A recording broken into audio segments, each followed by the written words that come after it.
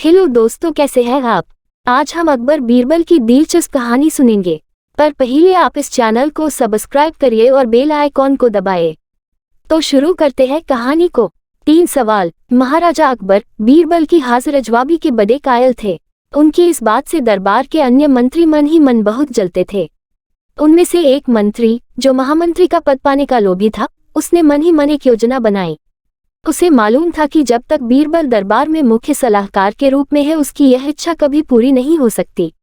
एक दिन दरबार में अकबर ने बीरबल की हाजिर-ए-जवाबी की बहुत प्रशंसा की। यह सब सुनकर उस मंत्री को बहुत गुस्सा आया। उसने महाराज से कहा कि यदि बीरबल मेरे 3 सवालों का उत्तर सही सही दे देता है तो मैं उसकी बुद्धिमत्ता को स्वीकार कर लूंगा, और यदि नहीं तो इससे यह सिद्ध होता है कि वह महाराज का चापलूस है। अकबर को मालूम था कि बीरबल उसके सवालों का जवाब जरूर दे देगा, इसलिए उन्होंने उस मंत्री की बात स्वीकार कर ली। उस मंत्री के 3 सवाल थे। आकाश में कितने तारे हैं? धरती का केंद्र कहाँ है? सारे संसार में कितने स्त्री और कितने पुरुष हैं?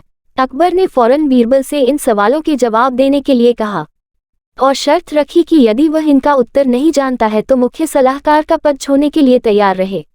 बीरबल ने कहा, तो सुनिए महाराज। पहला सवाल। बीरबल ने एक भेड़ मंगवाए और कहा, जितने बाल इस भेड़ के शरीर पर हैं, आकाश में उतने ही तारे हैं। मेरे दोस्त, गिनकर तस्वीर कर लो, बीरबल ने मंत्री की तरफ मुस्कुराते हुए कहा। दूसरा सवाल। बीरबल ने जमीन पर कुछ लकीरें खींची और कुछ हिसाब लगाया। फिर एक लोहे की छड़ मंगवाई गई और उसे एक जगह गाड़ दिया, और बीरबल ने महाराज से कहा, महाराज बिल्कुल इसी जगह धरती का केंद्र है, चाहे तो आप स्वयं जांच लें। महाराज बोले, ठीक है, अब तीसरे सवाल के बारे में कहो। अब महाराज, तीसरे सवाल का जवाब बड़ा मुश्किल है, क्योंकि इस दुनिया में कुछ लोग ऐसे हैं जो ना तो स्त्री की श्रेणी में आते हैं और न ही पुरुषों की श्रेणी। उनमें से कुछ लोग तो हमारे दरबार में भी उपस्थित हैं, जैसे कि ये मंत्री जी। महाराज, यदि आप इनको मौत के घाट उतरवा दे तो मैं स्त्री पुरुष की सही सही संख्या बता सकता हूँ। अब मंत्री जी सवालों का जवाब छोड़कर थर थर कांपने लगे और महाराज से बोले, महाराज बस मुझे मेरे सवालों का जवाब मिल गया। मैं बीरबल की बुद्धिमानी को मान गया हूँ। महाराज हमेशा की तरह बीरबल की तरफ पीट करके हंसने लगे और इसी बीच वह मंत्री दरबार से खिसक लिया।